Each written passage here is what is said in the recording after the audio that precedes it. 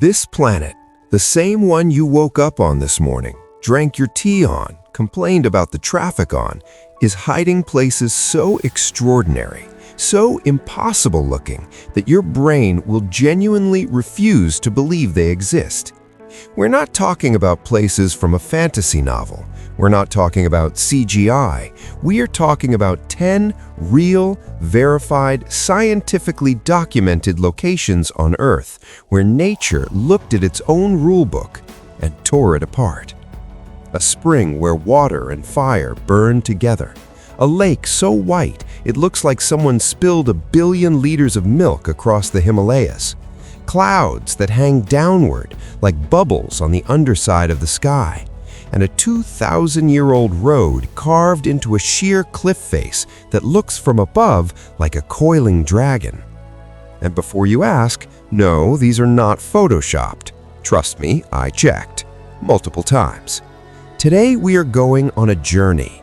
10 stops, 10 locations that will rewire the way you see this planet.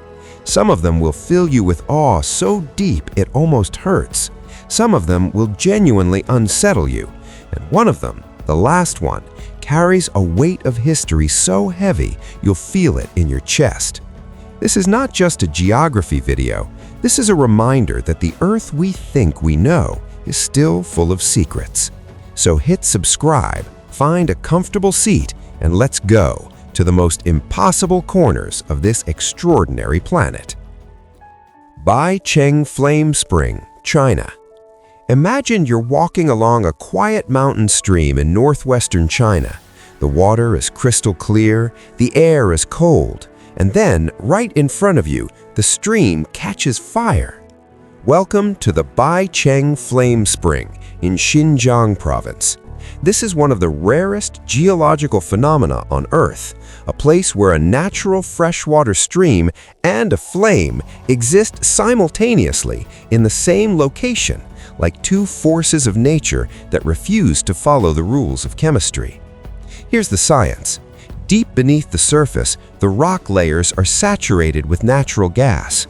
Over centuries, that gas has found microscopic cracks and pathways upward, and it seeps out right at the base of this stream.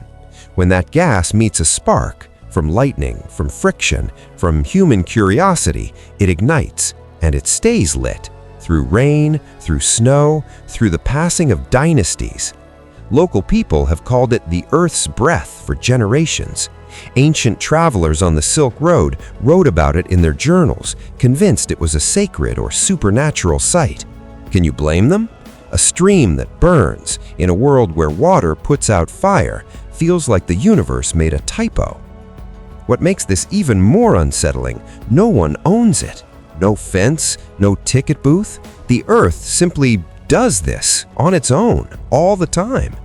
If you're an outdoorsy type looking for a free campfire, technically this qualifies, though I'd recommend not roasting marshmallows over geological gas vents. Just a thought. Fire and water sharing the same space, that's impossible. But the next location, it takes something just as simple, just color, and makes it feel even more surreal.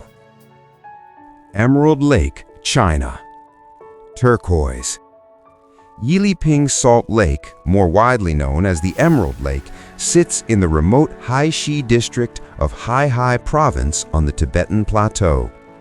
At an altitude of roughly 2,600 meters, this lake looks less like a natural body of water and more like someone dropped an abstract painting into the middle of a desert.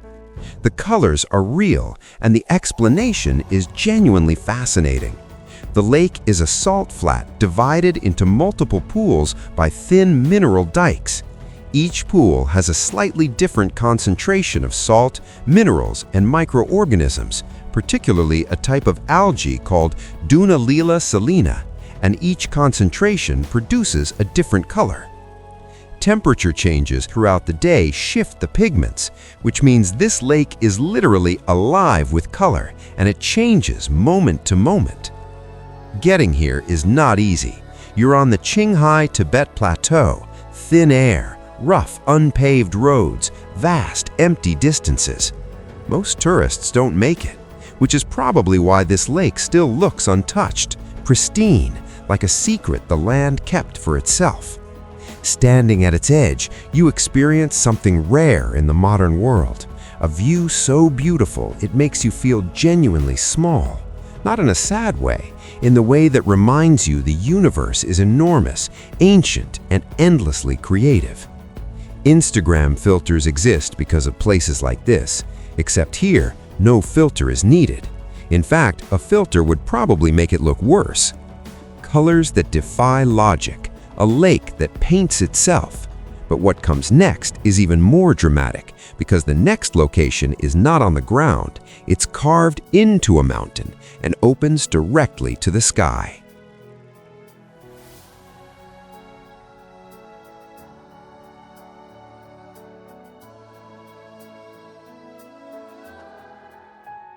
Tianmen Mountain Cave, China. A mountain with a hole in it.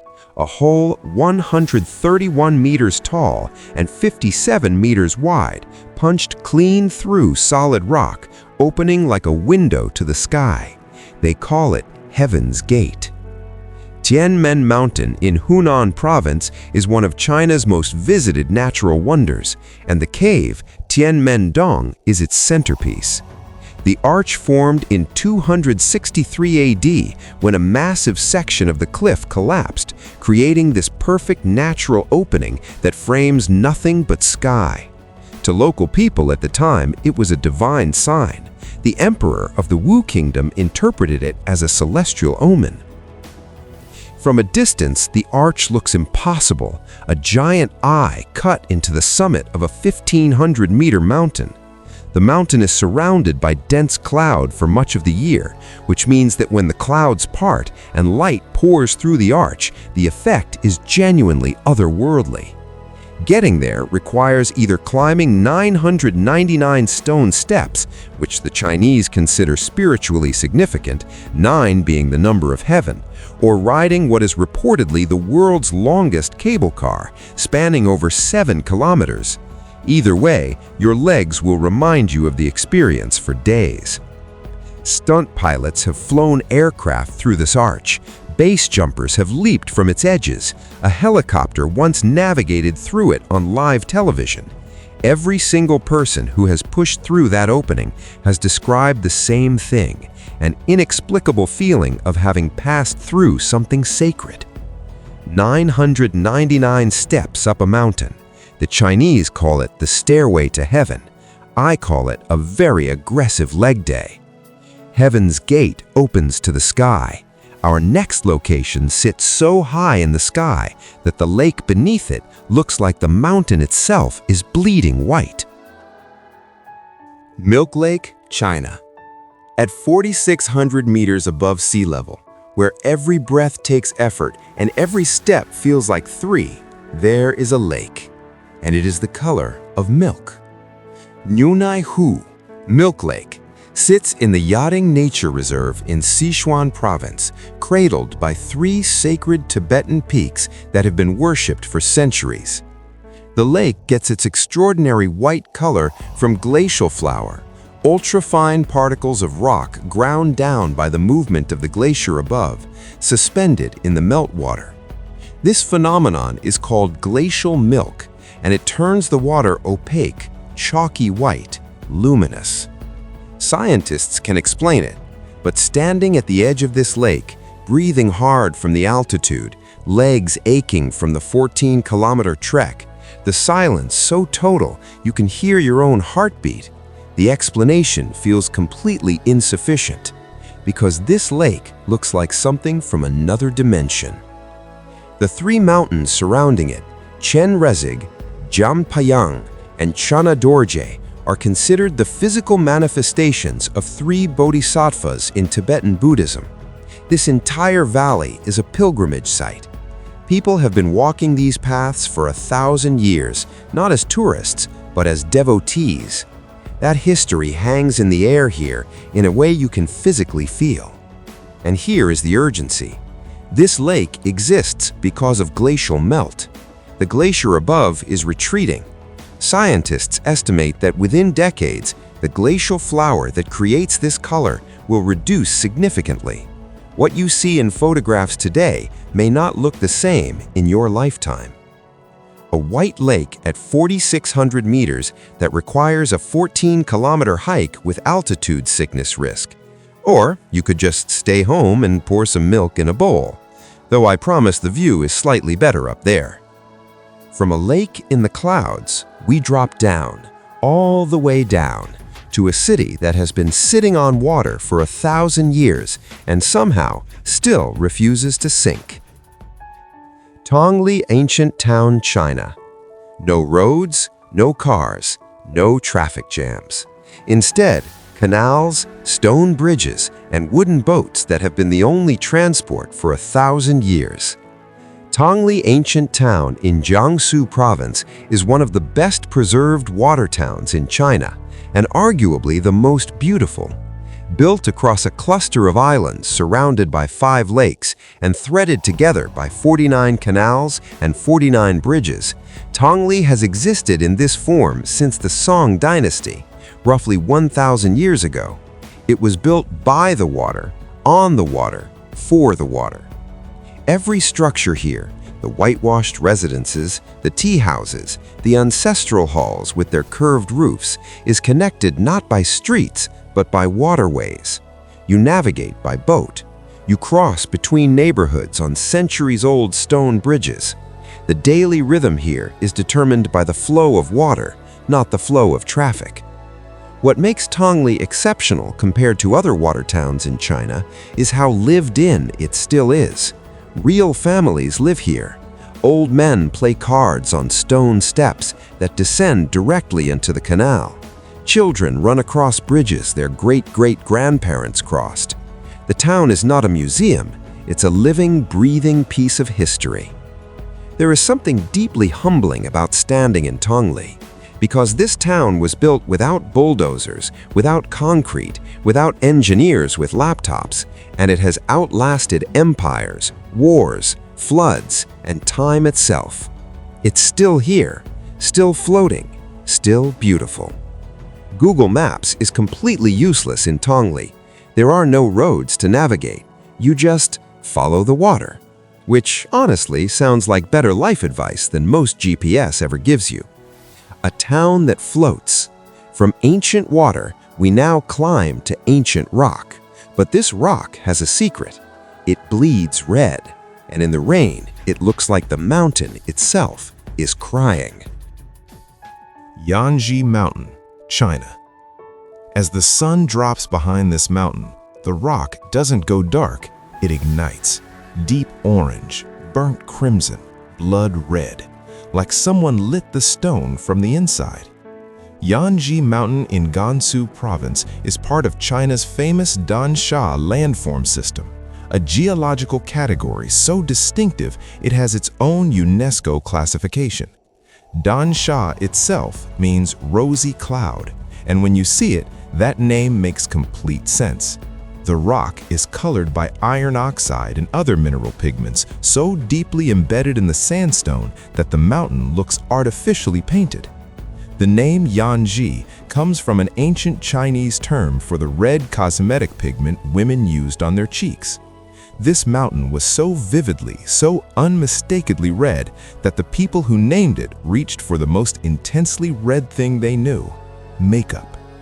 The Dansha formations here were created over 24 million years of sediment deposition, tectonic uplift, and erosion. The wind and rain carved these cliffs into layered, striated walls of red, orange, yellow, and purple. When it rains, red-tinted water runs down the rock faces, and from a distance, the mountain genuinely appears to bleed. This mountain sits close to the ancient Silk Road. Caravans of traders and monks passing through Gansu 1,000 years ago would have seen the same sight, and many of them recorded it in travel writings. They described it as an omen, a warning, a sign that the land here was alive. 24 million years of geology. For context, humans have existed for roughly 300,000 years.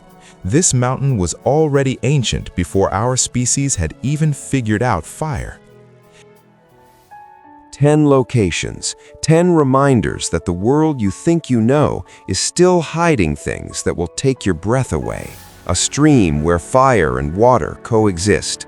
A lake painted in impossible colors. A gateway carved through a mountain by time itself. A white lake on the roof of the world. A city that has floated for 1,000 years. A mountain that bleeds red. This planet is not done surprising us, and our job, yours and mine, is to pay attention before these places change, before they're gone, before we forget to look. If this video moved you, like it, share it with someone who needs to be reminded how extraordinary this world is. Subscribe for weekly journeys to the places most people never hear about. And in the comments below, tell me, which of these 10 locations would you visit first, and which one genuinely unsettled you? I read everything.